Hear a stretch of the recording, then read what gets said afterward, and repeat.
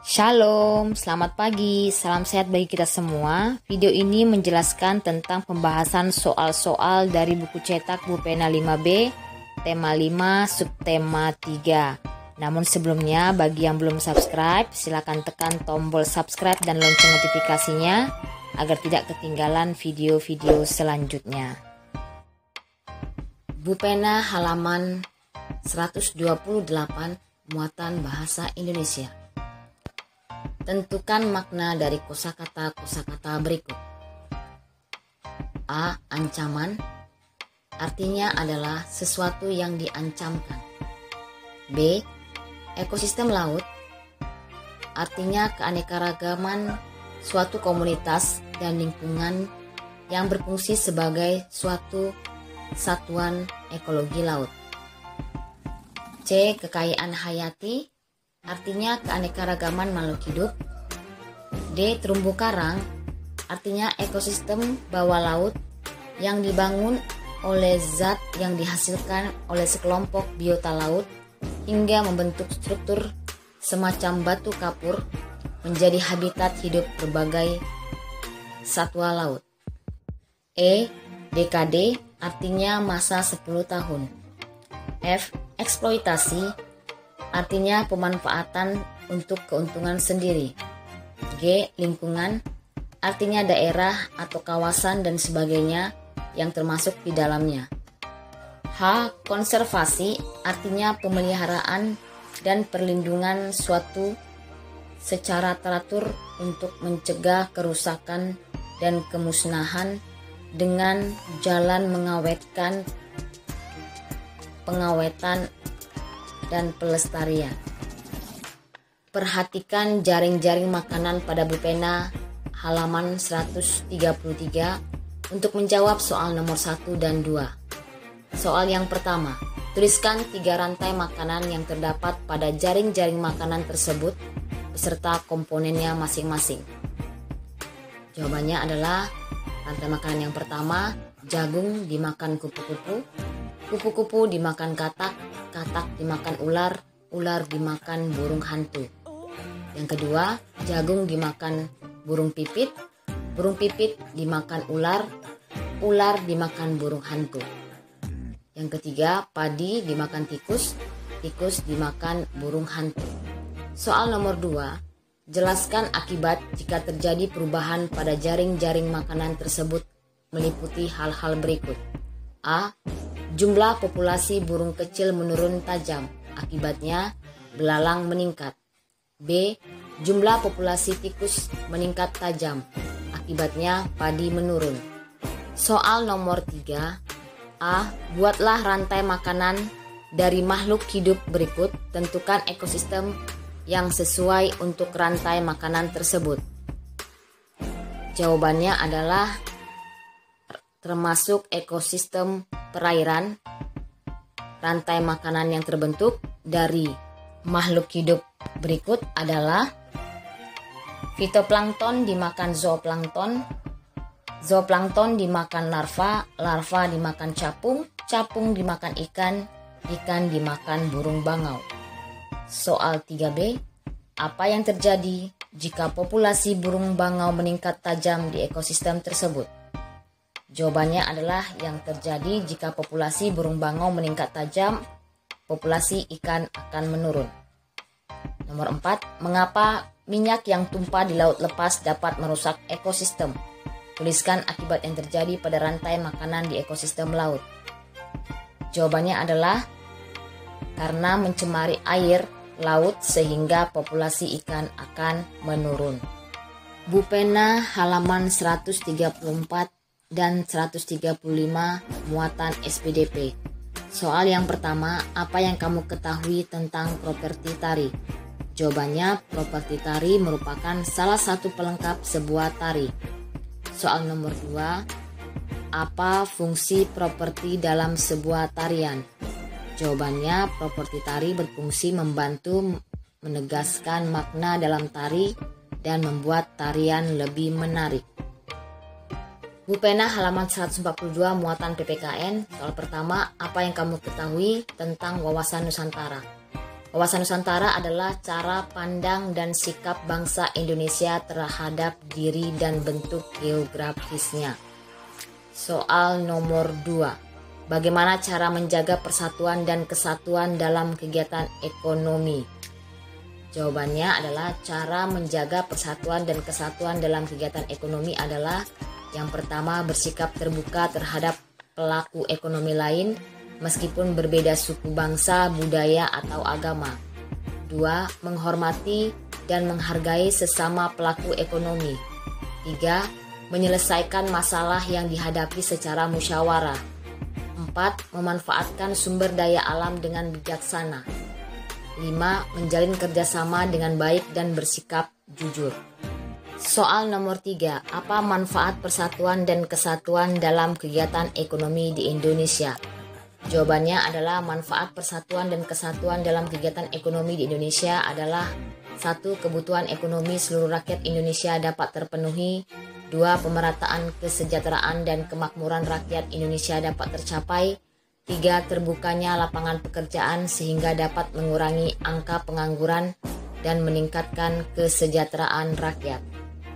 Bupena halaman 146 muatan SBDP. Soal nomor 1.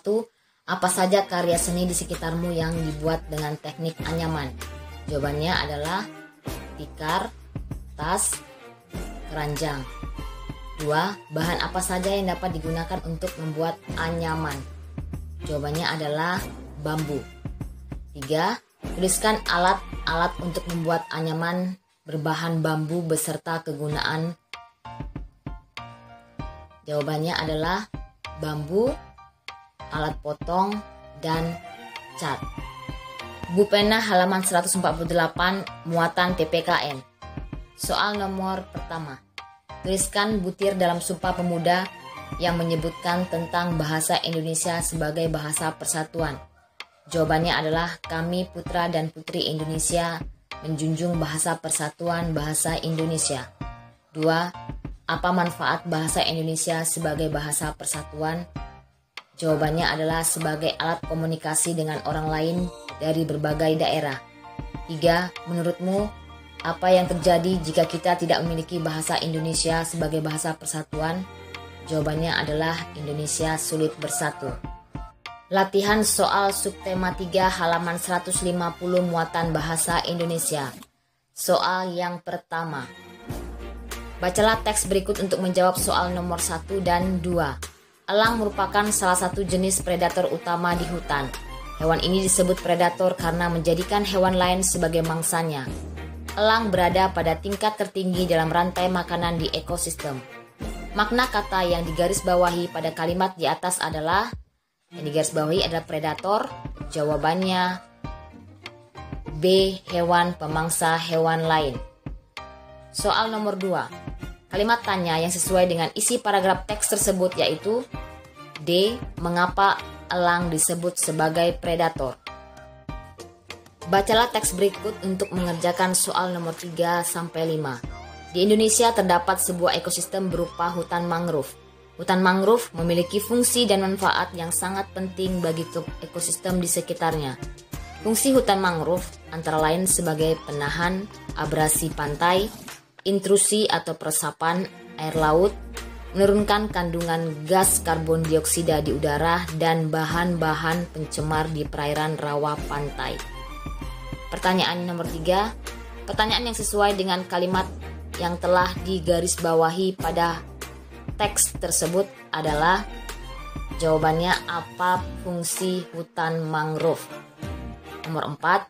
Berdasarkan teks tersebut, manfaat hutan mangrove bagi daerah pesisir pantai adalah, jawabannya sebagai penahan abrasi pantai, intrusi atau peresapan air laut, menurunkan kandungan gas karbon dioksida di udara, dan bahan-bahan pencemar di perairan rawa pantai.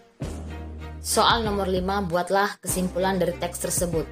Jawabannya, di Indonesia terdapat sebuah ekosistem berupa hutan mangrove yang memiliki fungsi sebagai penahan abrasi pantai, intrusi atau peresapan air laut, menurunkan kandungan gas karbon dioksida di udara, dan bahan-bahan pencemar di perairan rawa pantai. Latihan soal subtema 3 muatan IPA halaman 150 dan 151. Soal nomor 1, makhluk hidup berikut yang menyusun jaring-jaring makanan di ekosistem kebun adalah, jawabannya C, pohon jeruk, ulat, belalang, katak, kadal, dan ular.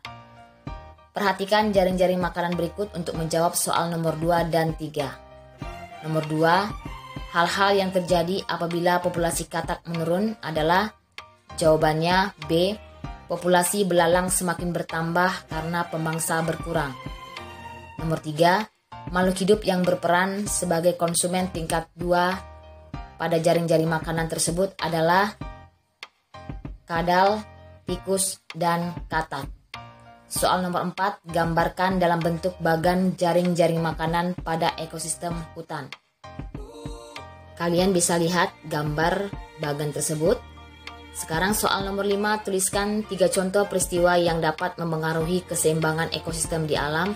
Jawabannya adalah bencana alam, pertambangan, perburuan liar. Latihan soal subtema 3, Bupena halaman 151, muatan SBDP. Soal yang pertama, alat yang digunakan untuk membuat topeng dari kayu adalah, jawabannya kayu, pengukir, pewarna. Soal nomor 2, berdasarkan fungsinya, karya seni rupa dibagi menjadi 2, yaitu seni rupa murni dan terapan. Soal nomor 3, tuliskan contoh karya seni rupa yang termasuk seni rupa. Jawabannya adalah lukisan, patung, dan keramik. Soal nomor 4, jelaskan pengertian seni rupa terapan. Jawabannya adalah seni rupa terapan adalah karya seni rupa yang memperhatikan fungsi dari benda seni tersebut dalam kehidupan sehari-hari. Latihan soal subtema 3, Bupena halaman 151, muatan IPS. Soal yang pertama, Indonesia disebut sebagai negara maritim karena A, sebagian besar wilayah negara merupakan perairan. Soal nomor 2, berikut yang tidak termasuk potensi agraris Indonesia adalah, C, iklim yang tidak mendukung. Soal nomor 3, contoh sarana transportasi yang mendukung potensi maritim Indonesia adalah, jawabannya kapal laut dan perahu. Soal nomor 4, tuliskan contoh potensi agraris dan maritim di Indonesia. Jawabannya potensi maritim, pariwisata bahari yang menarik, minyak bumi yang melimpah, dan sumber daya laut yang beraneka ragam. Sedangkan potensi agraris, ketersediaan lahan, iklim yang mendukung, serta tanaman unggul. Soal nomor 5, jelaskan pengaruh sarana transportasi dan komunikasi terhadap potensi agraris dan maritim Indonesia. Jawabannya, transportasi memudahkan proses distribusi barang dan juga dapat mempercepat perpindahan penduduk. Sedangkan komunikasi yang baik dapat memudahkan masyarakat memenuhi kebutuhannya. Bupena halaman 151, muatan PPKN. Soal pertama, sikap berikut yang menunjukkan persatuan dan kesatuan dalam kehidupan sosial budaya adalah, jawabannya C, bekerja sama dengan semua warga meskipun berbeda suku. Soal nomor 2, bahasa persatuan bangsa Indonesia adalah, jawabannya bahasa Indonesia. Soal nomor 3, tuliskan manfaat persatuan dan kesatuan dalam kegiatan ekonomi. Jawabannya yang pertama, kebutuhan ekonomi seluruh rakyat Indonesia dapat terpenuhi. Yang kedua, pemerataan kesejahteraan dan kemakmuran rakyat Indonesia dapat tercapai. Yang ketiga, terbukanya lapangan pekerjaan sehingga dapat mengurangi angka pengangguran dan meningkatkan kesejahteraan rakyat. Soal nomor 4, apa manfaat persatuan dan kesatuan dalam kehidupan sosial budaya dalam kehidupan sehari-hari? Jawabannya, tumbuhnya rasa kebersamaan di antara warga masyarakat, lahirnya sikap solidaritas antar warga, memperkuat rasa cinta tanah air, dan memperkuat pertahanan dan keamanan bangsa sehingga dapat melawan upaya untuk memecah belah bangsa. Soal nomor 5, apa yang dimaksud dengan wawasan Nusantara? Jawabannya adalah, wawasan Nusantara adalah cara pandang dan sikap bangsa Indonesia terhadap diri dan bentuk geografisnya. Demikianlah pembahasan soal kita pada hari ini. Semoga dapat dipahami. Terima kasih, selamat belajar. Salam.